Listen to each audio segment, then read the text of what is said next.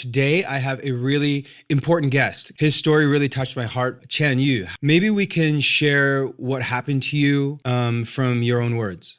On the night of the 7th, I was at home with my family and we were having dinner and the power went out. And then sure enough, maybe about half hour later, we get a notification to evacuate. She gets in the car with my two boys. Where are you going to go? Are you going to be okay? I'm going to report into work. Just thinking like, hey, I know this is going to be wild. They're going to need help regardless. And then I run across the street and knock on a neighbor's door to make sure like, hey, did you guys get the notification? We're evacuating. I hope you guys do the same. Of course, the city was overwhelmed with all these calls, so they weren't ready for me to come in. So they just sent me and him out to an address to go fight fire.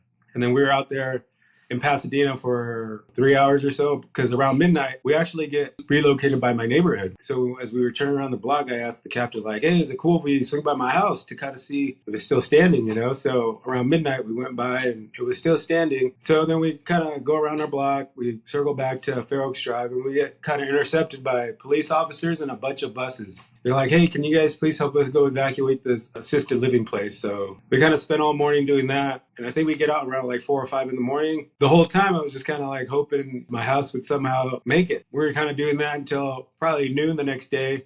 And around that time, they were like, hey, we can get you off the line. So when our volunteers, our EMSRs, picked me up in a van, I was like, hey, can you please just drive by my street? We were really close by. We turned the corner. When I saw mine, that was just kind of burnt to the ground. Your family's evacuated and then you're fighting the fires. You know what's happening.